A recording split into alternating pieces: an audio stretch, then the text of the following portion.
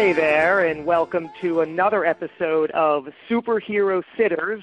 Pet sitters open up about life, liberty, and the pursuit of happy pets. My name is Joshua Carey, co-founder of the Association of Pet Sitting Excellence, the APSE. And in this series, we follow professional pet sitters who have stories to share that may sound heroic, but were really all carried out without a second thought and, as we'll hear, all part of a day's work. In today's program, we're happy to be joined by Tori Lattig, who is the co-owner of Endless Possibilities in Toms River, New Jersey, my home state. Thank you, Tori, for joining us today. Thank you for having me. Let us begin with an overview. What were you doing right before you became a pet sitter professionally?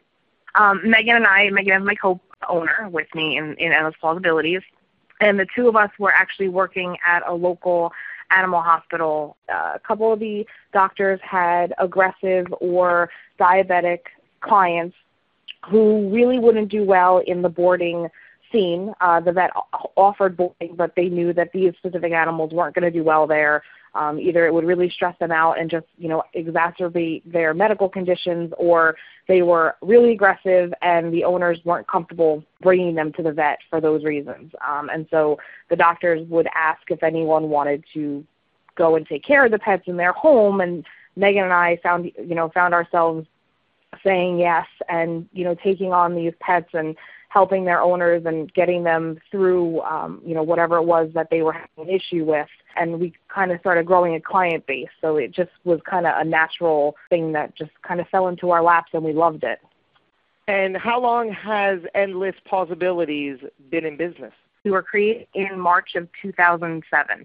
What happened when you received a last-minute call from a would-be potential client? We received an email from a woman who was in Florida, and she had expressed that her brother-in-law lived up here in Toms River, and that he had no family and no friends that lived here. He had a heart problem, and he had driven himself to the local emergency room a few days beforehand. He had a cat who was overweight, and so he left some food down for her and figured that he'd be back and everything would be fine. However, they weren't sure how long he was going to have to be there, so she contacted us on his behalf just to inquire about how our services would work, how would she be able to contract us, how would we be able to get into the house, and just kind of do preliminary research in case she needed to contract us. So you have the conversation with her, and then what happens next? We told her that if she needed to contract us for services, that we would email her all of our paperwork, and then we would have to go meet Dad in the hospital, get his key, because no one else had a key. His neighbors didn't have keys. He didn't really trust anybody. He didn't really know anyone that he wanted to give a key to, so we were going to have to go to the local emergency room to meet him and to get the key once everything was signed and she wanted to bring us on board. When do you hear from her again? We heard from her the next day. He called us and said that he was medevaced from our local hospital to an emergency facility 30 miles away. She was definitely going to need us to take care of this cat, because we had explained to her, since she was a heavier cat and overweight, if she ate all that food already and then didn't have food and was left without food for a few days, she could develop something called fatty liver disease, which what happens is in overweight cats, if they're not eating for whatever reason, their body sends fat cells to the liver for it to turn into fuel. However, the cat's liver isn't really so great at turning those fat cells into fuel, and the fat cells end up just sitting in the liver and kind of turn the liver into fat. So they can go into liver failure and, have lots of complications. Once we explained that to her, and once she learned that he was moving to the emergency facility, she contacted us and wanted us to go up there. I drove 30 miles to the new hospital to meet him and pick up his key, and then came back and was able to go in and take care of her. And he had warned me that she wasn't really a nice cat and that she would probably just hide and hiss and not be friendly. So I was able to go in and take care of her, and she did, after I think a day or two, she did come over and say hi, and we became friends, and I was able to pet her and love her, and, it ended up being a good situation. So if I have all the details right, this woman in Florida is calling on behalf of her brother, who had driven himself a day earlier to the hospital for a heart condition, and a day later she finds out that her brother is now not in your area, but now medevaced 30 miles away. And then she calls you and says, great, I need you. However, he is now 30 miles away. Is that out of your service area? Was that even a consideration? It is definitely out of our service area. However, this cat needed us, and, it really wasn't anything that we were going to tell her, we can't do this, because the cat needed to be taken care of. We needed to get in there and make sure that we were able to feed her and that there was nothing medically going on with her. So going up there and getting the keys and spending that extra time really wasn't an issue, because that was what was in the best interest of the cat at that moment. Did you wind up charging her extra for this travel?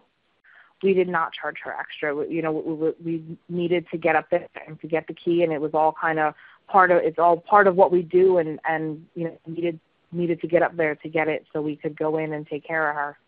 And then the owner is released from the hospital, and the job at that point is finished successfully? Almost.